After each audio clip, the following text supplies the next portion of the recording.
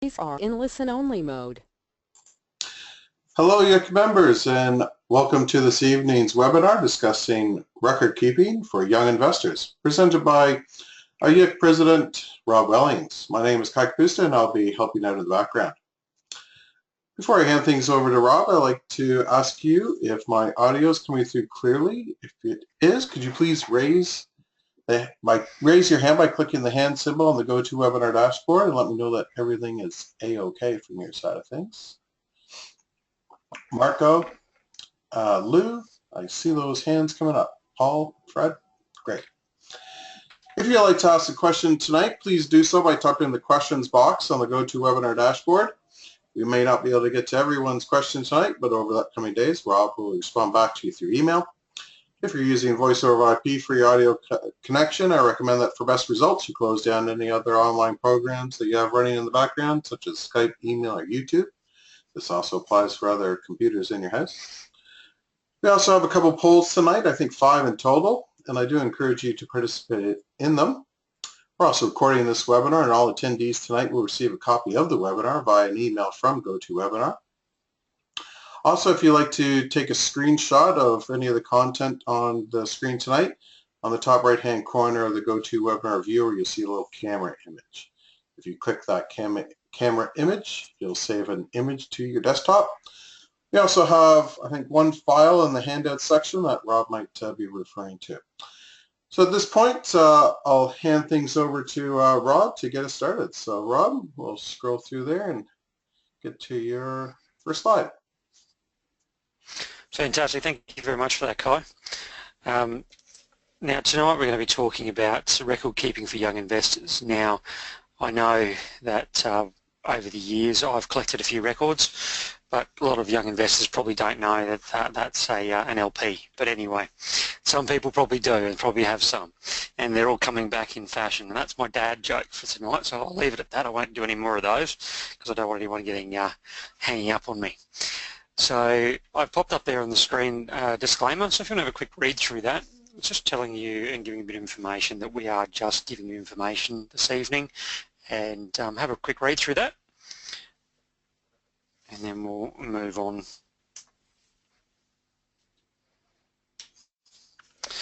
Okay, so I think the first thing we really need to do is, I always like to start out with a bit of a quote.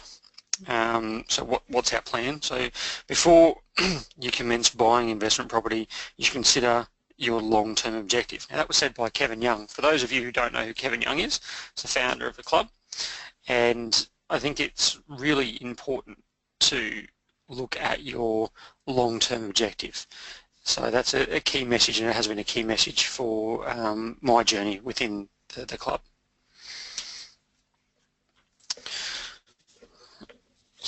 Okay, so what we need to do for starters is basically we're going to go through and talk about the start of your property journey and what it means by keeping accurate records. I know for many, many years I've not been the best record keeper in the world, but it's okay. I have a nagging wife, and she tells me I've got to keep records, so I get sat down and told what I need to do, so I do that, and therefore I'm able to keep the records, which of course makes it a bit easier when you're getting along to tax time and stuff like that. So start as you mean to go on, and that's one key thing that my wife, who's extremely organised, tells me all the time. I probably will one day be able to do that without being told, but we'll see how we go. So I guess I'm going to start out with the poll there, Kai, if I can just get you to run that for me. Yep, so that poll is up and running, and we're just asking everyone, do you currently own an investment property? Yes or no? We have lots of different people attending tonight, so you might be seeing those results coming in. It was 50-50, but now it's coming out the majority have not. So I'll let that poll go for a couple more seconds and I'll share those results. So Rob, 43% say they do, 57 not as yet. Well, that's good. That's 57 people that percent of people that will hopefully I won't scare you off when I'm talking about record keeping, and you'll still want to keep doing this after the end of this, just to give you a bit of guidance. So our second poll is now up and running. Just following on from our first one, do you have a record-keeping system in place? And right now, we're getting, just waiting for 80% of the people voted. And I'll close that down in a couple more seconds. There we go. We just have a big spike there. Thank you very much for voting. And those results, Rob, are 67 yes, 33 not as yet. Fantastic. Well, it's good to have that in place because, it, like I said, it go on as you wish to continue. Start as you wish to continue, sorry. So where do you start? I think the best place for a lot of people to start is the ATO. They're the people that you have to present your records to. They're the people we have to appease when it comes to treating our rental properties as a business. They're the ones that we have to jump through all the hoops for. So we need to basically start there and investigate and understand and educate ourselves to basically get the information to go forward. So there's actually a publication that the ATO have put out, and that publication is on the next slide, and I also have put the link in there as well. And it's great to get that publication. I know of a night time when I can't get to sleep, I like to read it. Sorry, I said I wouldn't do any more dad jokes, my apologies. But I know that Louise likes to read everything she possibly can to be educated. So she's obviously trying to get me to be educated as well. She's just fighting an uphill battle, but we'll give it a shot. But that rental properties guide, it comes out every year, so it's good to actually get a copy of it, get it from the ATO, and then go from there so you can have a bit of a read through. It's actually with our handouts as well, so you can see the handouts tab there, so you can get that link from there and have a look at that rental property guide.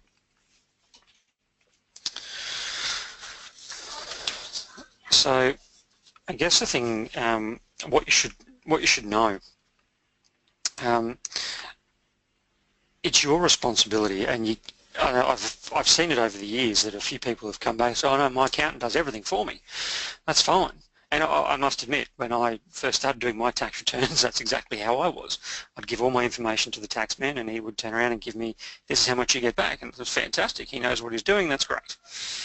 And then over time realised that we changed our accountants a few times, and we would send their information through to the accountant, and then we'd read through it afterwards and realise that some of the information that was in there wasn't exactly right. So it's good to go back and check that, because you can't expect that just because they're an accountant, they're doing everything right for you. So you need to check things yourself. You've got to make sure that you're legally responsible for your information. You've got to give them that accurate information.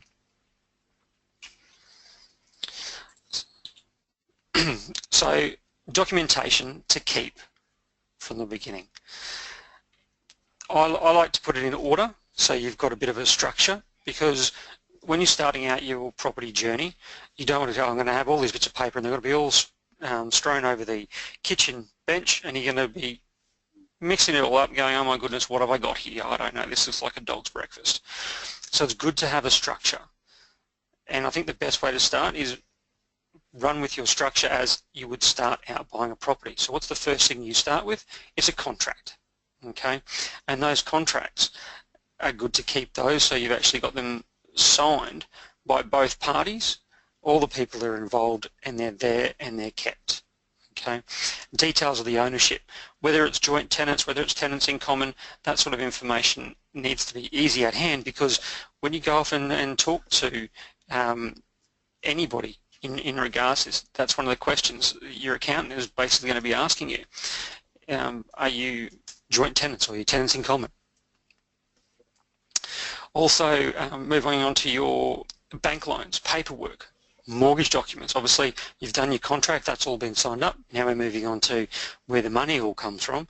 You need to know what your bank knows and what your bank is allowing you to do. So it's good to have those mortgage documents. especially if you're securing properties against other properties, you need to know that information. Okay, having your bank statements for settlement, so you know what figures. If you're meant to have $500,000 come into the bank, then you want to make sure $500,000 comes into the bank. Settlement statements. So settlement statements are the statements that basically come from your solicitor. So those settlement statements are information, and I do have an example on the next slide, which I'll get to in a second, that talk about your settlement statement. But that's the information that's basically coming from your solicitor of where the funds are all going to go, because you need to know that you're not just paying the coffee shop down the road. You want to make sure you're actually paying the right people, otherwise you could have a Gloria Jeans franchise, which could work for some people. And then also your depreciation schedule. Now, depreciation schedule are important because you need to know basically what things are valued at. You've got to have that concept and what you can claim. So you need to have that in check as well. And club members, you receive their schedule from DebtPro. So we actually get that organised as well for you. So that just makes it a bit easier. So that, like I mentioned before, the settlement statement, so that shows you in the settlement statement where the money has actually gone to, where it all started from, and who it's ending up with. Okay, so that's actually a purchase that I've recently made, and I must admit it's very small on my screen because I've got a small screen in front of me, so I do apologise. But that tells you there that my contract price, it goes through what the less the deposit, then it goes through and tells us where the money has actually gone, how much is going out for rates, water, sewerage, all those sort of items, and they're all on there. And then you've got your tax invoice, and the tax invoice is actually the fees, so the fees that are going out and are being paid, and it's a record of that. So it's good to keep that at hand, so you know exactly when you go to the accountant, he wants that information. You can just go, yep, here it is, and give it straight to your accountant. He'll be very thankful when you rock up with a settlement statement and a tax invoice, because it makes his job a lot easier. Sorry, I didn't mention at the beginning of tonight, if anyone does have any questions, there is the question pod there, so you can pop that in there, and I'll try and answer those questions as we go along tonight. I do try and multitask as much as I can, but I'm not always the quickest to answer, so I do apologise. So keeping on with what we were talking about, so what comes next? So I guess we're looking at a management agreement. So you want to have a management agreement in place so that both yourself and the agent have an idea of what the expectations are, and it's signed by both of you, so you both have a good view going forward as to what is expected. So there's no hidden clause or anything like that. That's why we also put the club annexure in there as well. Okay. Also, an entry and exit condition report. That is most important when you're first going into your properties and so forth, because you don't want to go in there and have a situation where you don't know what you're getting without an entry report, and then find out 6 months later that it's missing a kitchen bench. And then when the person goes to leave, you've just expected that the actual kitchen bench was there, but it may not have been there when they first entered. So it's good to know that, and that information is provided by your on-site manager or your managing agent. Now, some people out there do want a property manage themselves. I personally wouldn't do that. There's far too many, I think, areas that we don't all know about. Great if you do know, that's fantastic, but I would actually say the club doesn't recommend that, and why not get it done by a professional? That's my opinion, someone who's already a managing agent and is qualified. We've also got lease agreements. So you want to have a signed lease agreement by the tenant and the agent. So the tenant also and the agent have their expectations down in writing, and then you have a clear expectation of what has been told to the tenant and what the agent's telling them and they're telling the agent. You also want to have regular inspection reports. So when really important, and I probably didn't realise the importance of this until I went off and did our inspections, and I went in there and I started taking photos of things that I thought, oh, I think I need to know about this, I need to know about what's going on here. So I actually go along with my actual managing agent so I can take photos of the property whilst I'm in there as well. Because I think sometimes we do rely a bit on the agent, so you still have to take that little bit of responsibility. I've actually put the agent themselves may not look at things the same as I do, and I might be a little bit more finicky than others. So I've thrown a few photos up there in this example, and you can see there in the top left-hand corner the actual clutter on a lot of those kitchen benches there. You can't tell if anything's wrong with any of those benches. So the agent themselves are not allowed to go in there and move anything of the actual tenant. So this was an inspection that we had done, and we've actually put into our follow-up inspections that we'd like all the benches cleaned off so we can actually see them. And when they go through and do their report, we can see that they haven't actually picked up a hot pan off the stove and dumped it straight on a laminate bench top, because if they have, then that's obviously something we need to know about, because we need to make sure that gets fixed and find out whether the tenant has accidentally done this or whatever the case may be, so we can claim that insurance, whatever needs to be done. But if they're cluttered, you can't always control what tenants do, that's for certain, but if you can put down a clear expectation, it makes things a little bit easier. Okay. Now, what we're talking about is what comes next. So paperwork just keeps coming, it doesn't stop, and it's good to actually have a good handle on that paperwork. So rental property statements, evidence of income and expenses. You need to know what's coming in, what's going out, so you need that information. And the main reason you need that information is because when you get to the tax account at the end of the year, he's going to say what is coming in, what is going out. And if you don't know and you haven't kept track of that, then you're going to be in a situation where you've then got to go away and you've got to come back, you've got to see your accountant a couple of times. So it's good to keep a track on the items that you've got going, so your rental property statements. Property agent fees, so how much you're paying out, your commissions, all the advertising, so if it has to be re-advertised, you need to have a list of all that information so that you can actually take that to your accountant. Now if you rock up with all this information we talk about tonight to your accountant, he should almost be paying you. I don't think that's ever going to happen, but give it a shot. So they've also got your end of year financial statements. So end of year financial statements, you get those from your property agents, and you can compile those and take those into your accountant as well. The bills. So there's a lot of places out there with water and rates charges, making sure you know what the expenses are, and they never stop. They always keep coming in, so you've got to keep track of them every month. And we're pretty good. We keep track of everything that we look at, so our water, our rates, insurances and so forth, repairs. We keep a track of that on a monthly basis, and I will show you our document in a second that actually indicates what's coming in and what's going out. So it makes it a bit easier for people to actually have a look at and understand. So we've got bank statements as well, so fees and charges and interest on loans. All that information is stuff that you will need at the end of the financial year when you're heading off to see the tax accountant. I don't know why I keep saying tax accountant instead of just accountant, but I keep saying it. Anyway, it's probably the nerves kicking in, because you're the only one to get to hear tonight is myself and Kai, so I don't probably have dulcet tones, so I do apologise. So on the next slide there, we've actually shown you, this is ours, so myself and my wife, I mean my kids I suppose, because they're the ones that are going to inherit all this, so that's why we did it in the first place.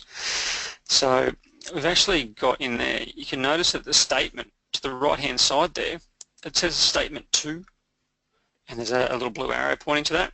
So 30th of October 2015. Now that's when the statement's up until, and we like to track this and keep an eye on it And the reason I like to do that is basically because I can see if people are behind in water or if they're behind in rent or whatever the case may be. So you see the top property there actually shows they're paid up until the 28th of October, so they're actually 2 days behind in their rent. But the one underneath, so they're paid up until the 6th of November, so they're actually ahead by, I'm guessing, 6 days, if I can count properly. And then as we go down further, for that same property, it shows you where they're up to with their water usage as well.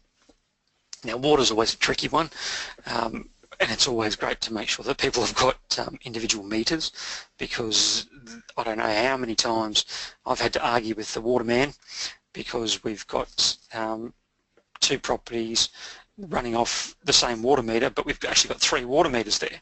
So one's the main water going in, but then it splits and goes to 2 separate ones. So I've had many arguments with the actual the water people, Queensland Water, to actually make sure they're reading the right meter.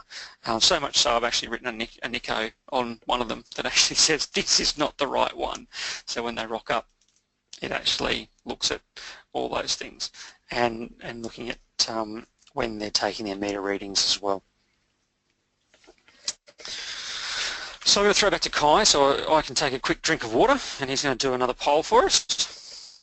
Okay, thanks, Rob. And so our first of 2 polls right now. Do you have a copy of the records documents we have just discussed? So if you could indicate by clicking yes or no. And speaking for myself, only recently did I create 4 binders for the 4 properties that Laura and I own. So now I'm just looking at them now. They're on my bookshelf and they're all nicely organized. So Kai, those binders on your shelf there, have they actually got anything in them yet? Yeah, oh no, there's stuff in them. Definitely. Okay, well, that's a good step. Definitely in them. So we'll close that down. Not very full, mind you, but they are there. And so we'll share those results with you, Rob. So that's 67 yes and 33% no. And we'll go to the second one right now. And do you know where to find these records? It's all well and good to have them, but are they hidden in a filing cabinet somewhere, and the labels of the files have fallen off and they are lost in the abyss? So do you know where to find these records? I'll leave that running for a couple more seconds. And just remember, people, if you do have a question, please type it in the questions box. I have responded to a couple just offline, but if Rob sees them, he can answer you right away. And I'll close that down and share the results.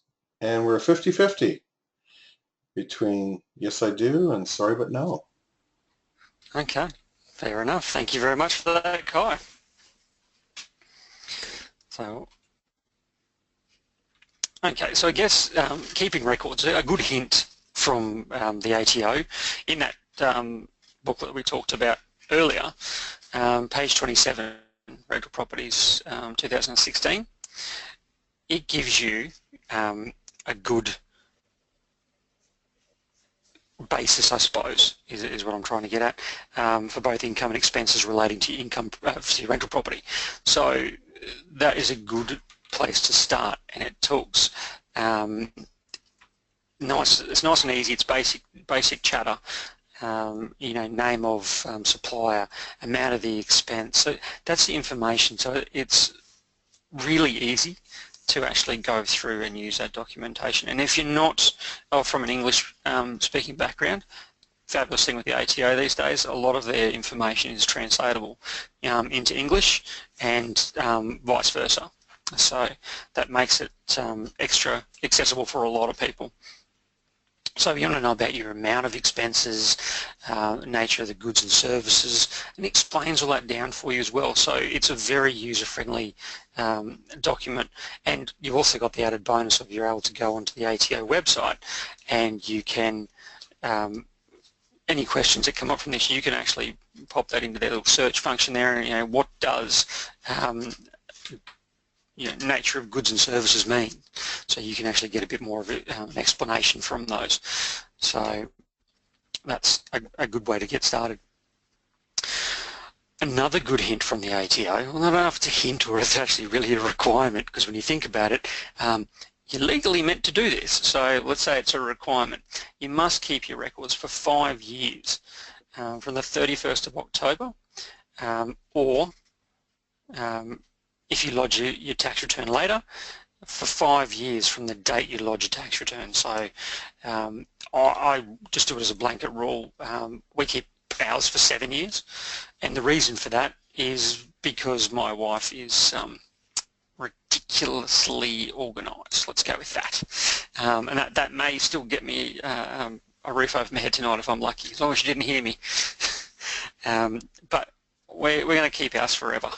There's so much usable space in your roof these days, you can just pop your files up there and they're always there.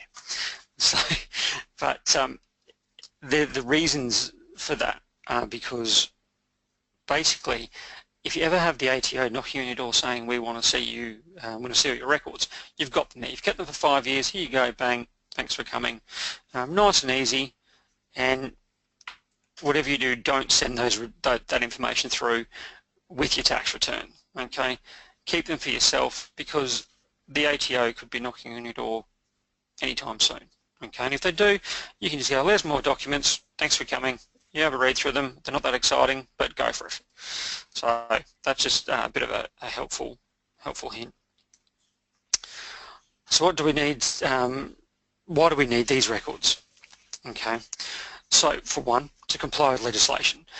We don't want the tax office knocking on our door saying we want to audit you, but if we do, we're there. We've got the copy of all our documentation there to comply with whatever they would want.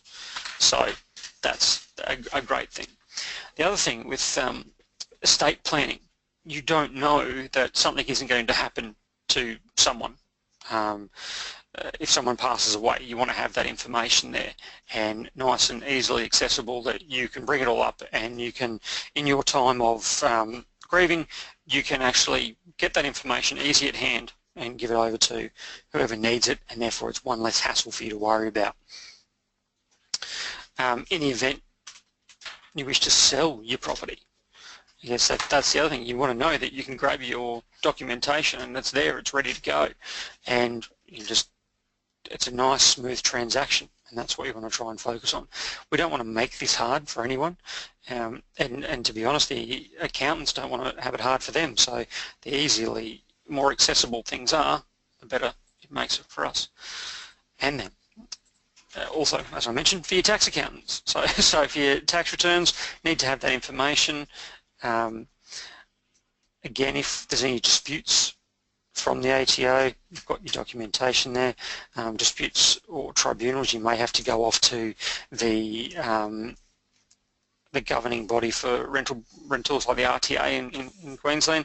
You may have to go off to them, and they want to know that, when you first had the property, it had knobs on its fans, but then when they left, they stole all your knobs off the fan.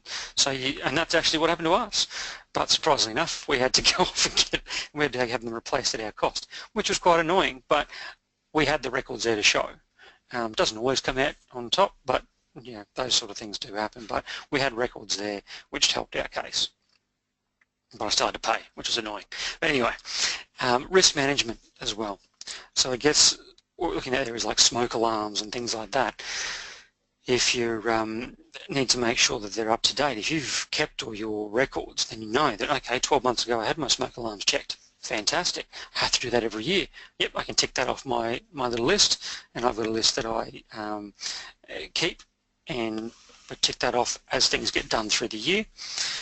Pool certifications, if you've got a pool in there, those sort of things, and making sure that you've got all your ducks in a row, shall I say. It also enforces your obligations as well. So what you're talking about there is making sure you know exactly what you're required to do, because you've got the paperwork there to back you up and you know what you have to have on any given day. For example, no pets. for the tenants. You want to make sure that's in your documentation and that's there and they can see that, so they know their obligations as well as what your expectations are. It'll save you time, and that's always a good thing, because we know this day and age we're very time poor, which rushing through this a bit too quickly. But we're time poor, and we're doing a lot of things these days via the internet and so forth. So making sure we've got everything already done as we go along. We don't have to sit there for days on end. I know my mother, at the end of each year, doesn't matter how many times I try to organise her and get her to do everything on a month-by-month basis. End of the year, every year, I have to sit down with her and go through things on a yearly basis, which is really difficult. So in the long run, it actually saves you time. It may not feel like it's actually saving you time, but if you sit down one Sunday a month and decide I'm going to have a movie day and then spend 2 hours doing your documentations and the rest of the time watching movies, great, you'll probably get it all done. Okay, or going to the pub, whatever you want to do. Future loan applications as well. It actually helps with the banks when they're asking you where is all the money coming from, where's the rental income, all that sort of information. If you've got that there, then you can tap into it straight away and show the banks, and then there's no questions. Rental statements, here they are, thanks for coming. And then tracking your rental property performance, that's a big one. We want to know that what's happening with these properties that we're out there purchasing. Are they going backwards? Are they going forwards? Are they just staying stagnant? What's happening? What's the growth? All those sort of things. So that's one thing that we do focus on at the when you become a member of the Property Millionaires Club, that you go off to the international conference and they take you through a property tracker. So it's actually going through, and so you understand what this property tracker does, and it shows you how your properties are performing and so forth. There's another thing you can do with your mentor as well, so you can tap into them and ask those questions and get them to go through that with you.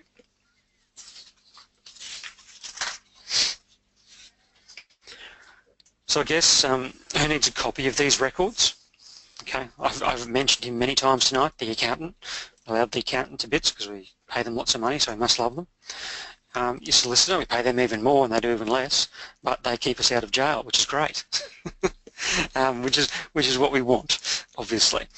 But they do a lot of behind the scenes work, so they are very important, and it makes a job a lot easier. And they get a lot of the information for us right at the beginning as well. We're talking about contracts, so they do all that for us. Your quantity surveyor. So you basically, with your quantity surveyor, you want to know where you sit with values and so forth, so you need to know that information. Your broker's a very important person because he's the one that goes out and gets you your money, so he's going to want all that information.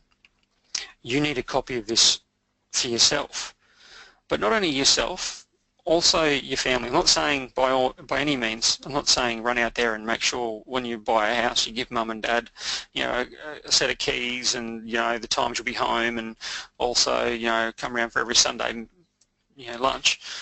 What I'm saying is that it's good to have your family know a little bit about what you're doing. Your partner, family, extended family, whatever the case may be. The reason for that, and look, I'll share a bit of a story here. One of members that I've been dealing with for years tragically was killed, and nobody really knew. His family didn't really know much about the situation. He was 24 years of age and he died, and luckily enough and thankfully enough, his partner at the time was actually a member, and she was able to contact me and go through, and we could actually start to talk about information that we may need and information we could get access to, because we went through this process when they bought their first property. So going through that, we had that information. I could tap into that and give that information to them. Tragically, you'd never want to do that, but it's good to let other people know. I'm not saying go out there and flaunt it in front of people and say, look, I've got 10 properties, I'm awesome, look at me, I'm great. It's just so that people know what's basically going on in case there are horrible situations that do actually arise, and where to find the information, because that's really important and it makes things a lot easier. And I guess that segues quite nicely to where do we keep it all? So there'll be a lot of people out there, and what sort of systems do they tend to use? There'll be the old people out there that use electronic copies of documents. Now, again, I'll share another story with you. Pretty sure it'd be about 5 years ago. We'd been backing everything up to our computer. Our computer was fantastic, and then all of a sudden one day the hard drive fried and we had nothing. Not entirely nothing, because my wife is anal. We decided that we'd have to jump up into the roof and pull the documentation out, and I'd have to go through it again and re-key everything into the computer, scan it, put it onto the file. But then that just made me think, I can't do that again, that's ridiculous. So I back everything up 2 or 3 times, and now in the wonderful world of the cloud, which we know no one understands the cloud, but the cloud is there, and we save things to the cloud. There are people that just work on paper-based systems. One thing I would say to people is don't just have a 1-based system. Have a 2 or 3-based system, so you've always got that safeguard. Like I said, we're going to keep our records forever. I'm pretty sure we'll be able to build a house with the amount of paperwork we're going to have at the end of it. But at the end of the day, I know that I could go into the roof and I could find the information that I need if ever asked. So it definitely helps.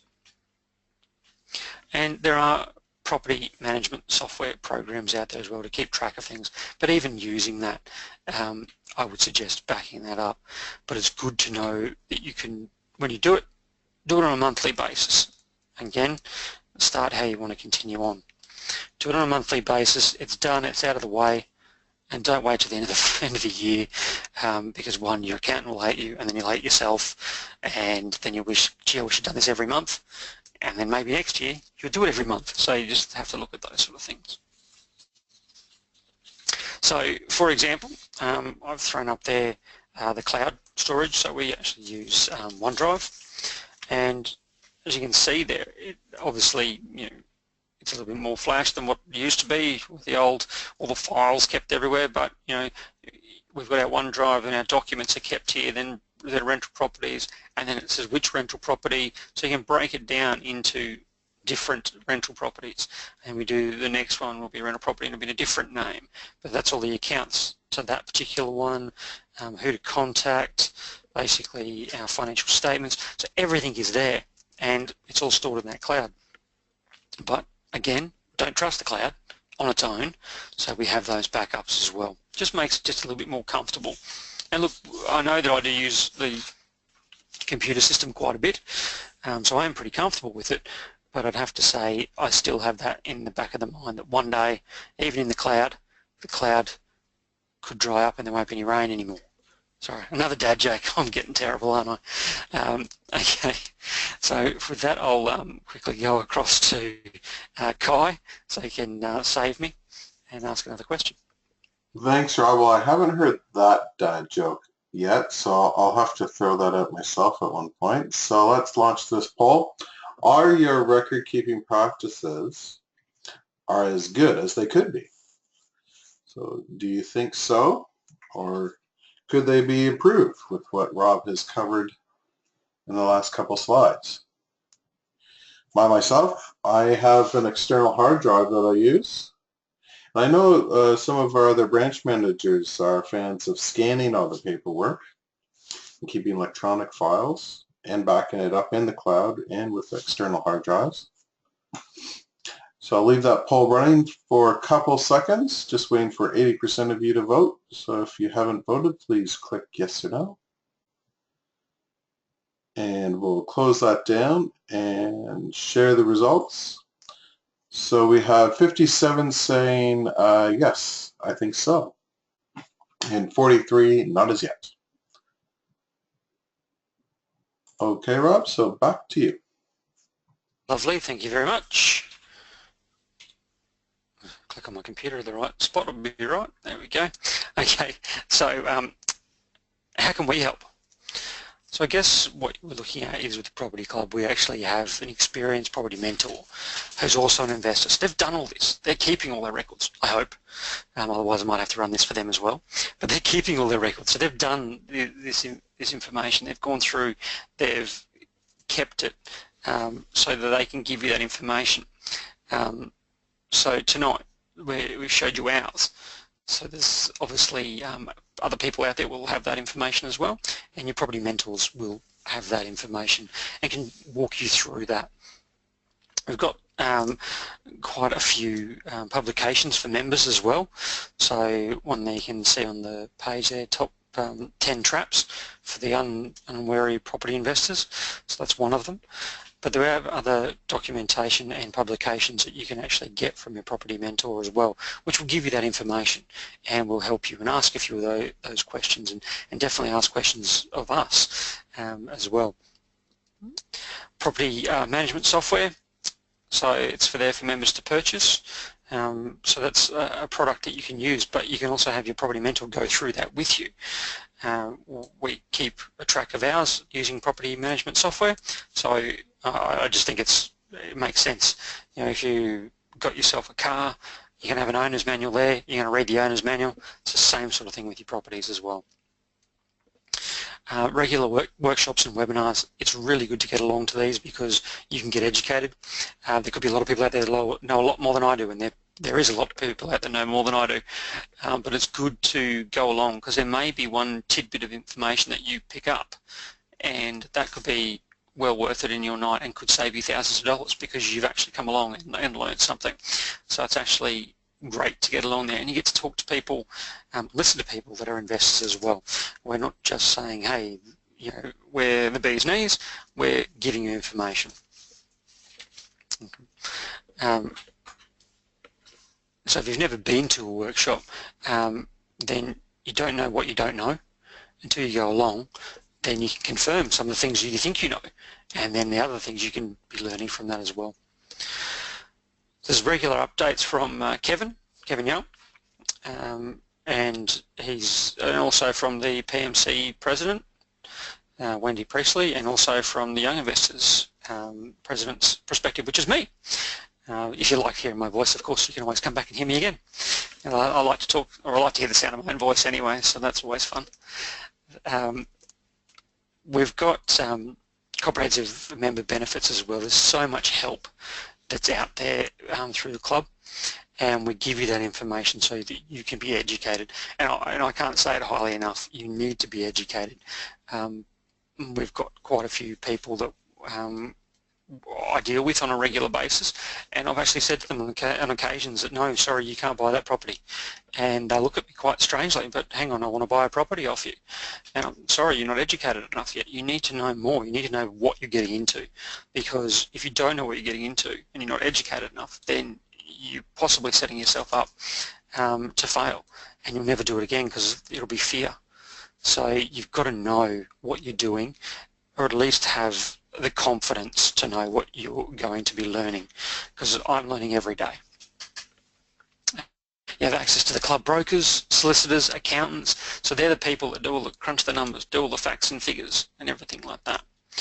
So actually had one question come up in the middle of that. Are all expenses deductible?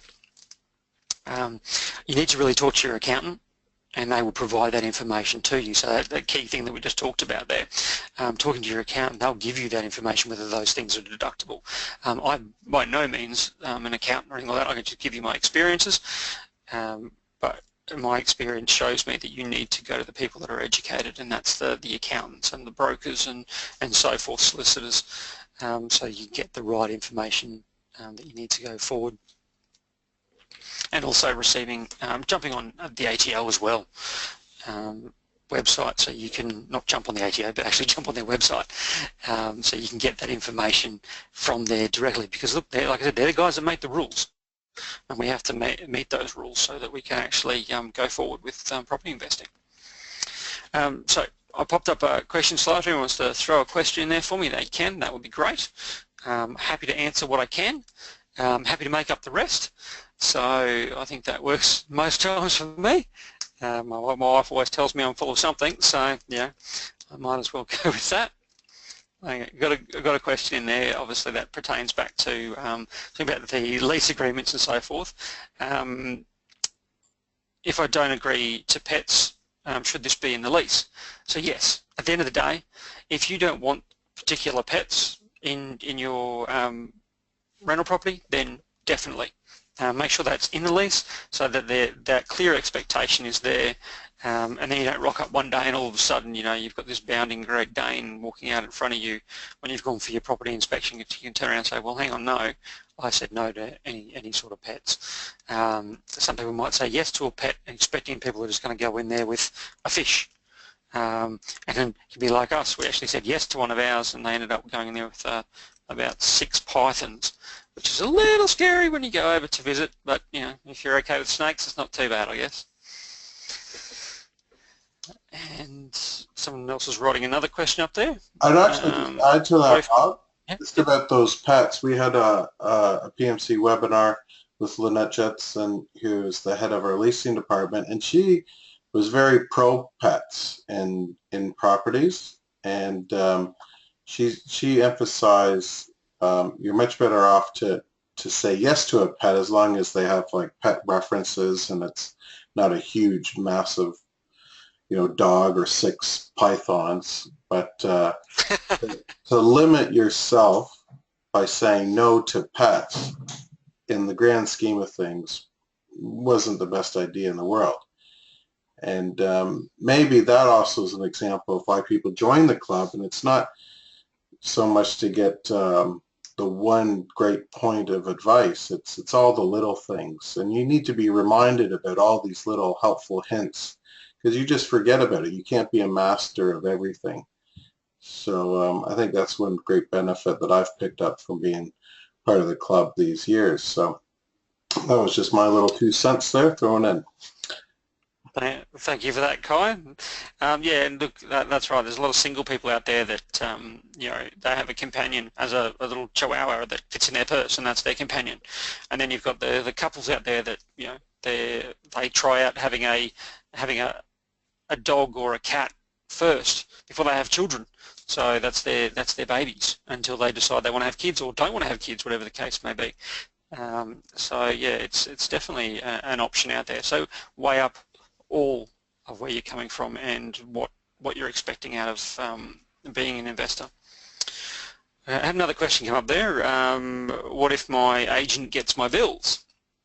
So if your managing agent actually does receive your bills, then because they're your managing agent and you're paying them a percentage, you ask for a copy of it. I want a copy of my bills, thank you. I need them to come through to me because I know you're managing my property, but I need a copy for my information at the end of the financial year because that's what my accountant will want and that's what I need to go forward. So, what if I can't find my settlement statement?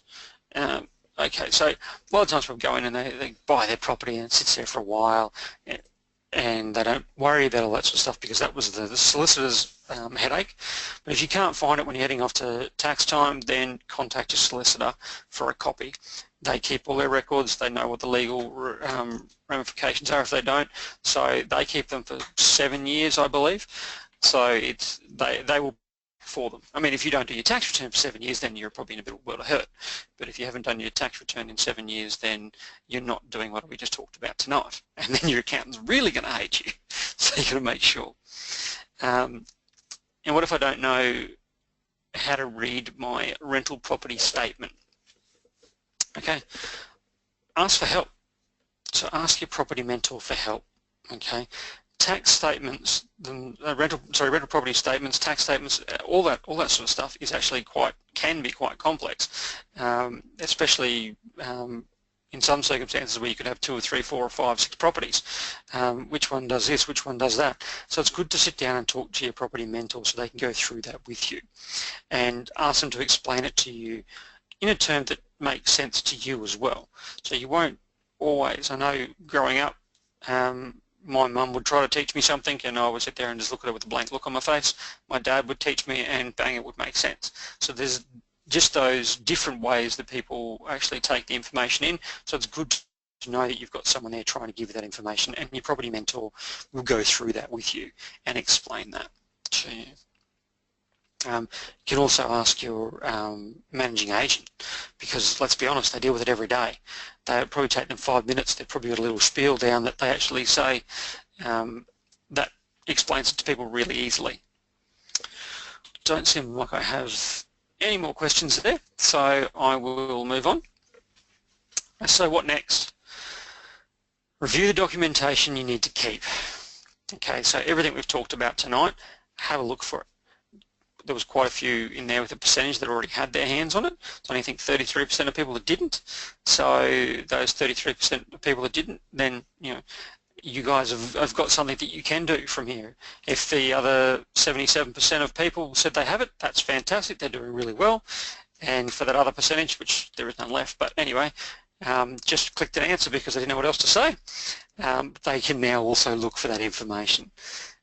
Think about the record keeping system that you have. Make sure it works for you. You've got to be comfortable. I know when I was learning our record keeping system, I was struggling. I did have to get a bit of training in that. And I tell you, now I can pretty much go in and out and jump around and do what I need to do and get the information that I need. But it does take time, and I had to sit down and take that time to learn that. Ask your property mentor for some tips. They have pretty much, they've been there, they've done it, they know what they're doing. We'd like to hope they know what they're doing. Of course they do. So ask them, okay? Join our webinar series for regular updates, so those sort of things do come up, and we do these information sessions. And become a PMC member if you can. So if you're at that point in your journey and you can become a property millionaire club member, then jump in, boots and all, because the information you get is fantastic, and that will give you really in-depth stuff. Of course, how to contact us. So we've got a YIC ambassadors. You can go there and look at yic@propertyclub.com.au, so you can have a quick look at us. You can contact myself, and there's my email address on there, so you can pop that in there and I'll try and get back to you ASAP. I do work fairly much full-time, so I do tend to email at night time, and that sometimes works for a lot of people, so that actually works. But other times I get days off, so it's fantastic. I can talk to you through the day. You can also send a message on Facebook. Don't tweet me, because I have no idea what tweets are. I can't Twitter. I'm a bit of a twit when it comes to that, so yeah, I struggle with that stuff. But then you can also contact us through our website as well. But I think mostly importantly, you have property mentors. You've got people out there that you can be in contact with, and they can go through that with you and can explain how it all works. I really find that that's valuable.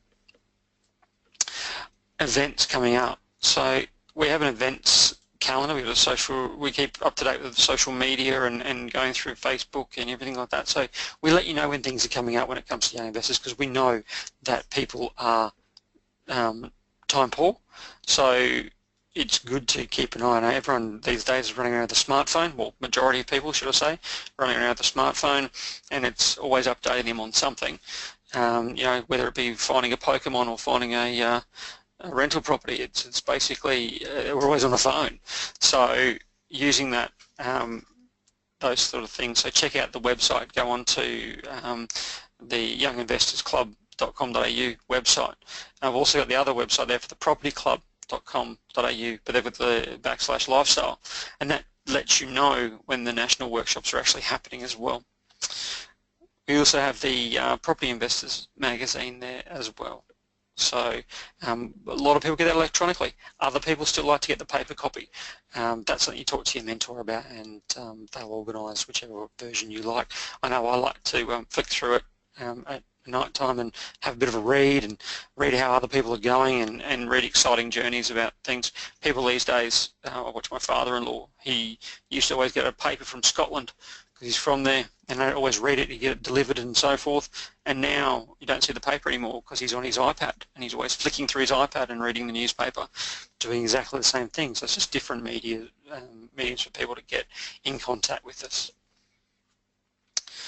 Now, from what I can see, I think we've pretty much come to the end of everything, unless I have any last minute questions or anything like that. I'd like to thank everybody for attending this evening, and I'd like to thank Kai for putting this all together and making me sound fantastic.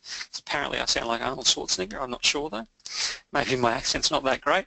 But yeah, I'd like to thank everybody for coming along tonight, and if you have any questions, by all means, get in contact with us and we'll go from there.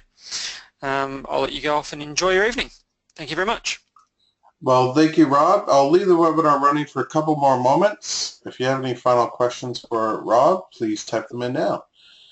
Great job tonight, Rob, and we'll see you at the next webinar. Have a good night, everyone. Thanks, Kai.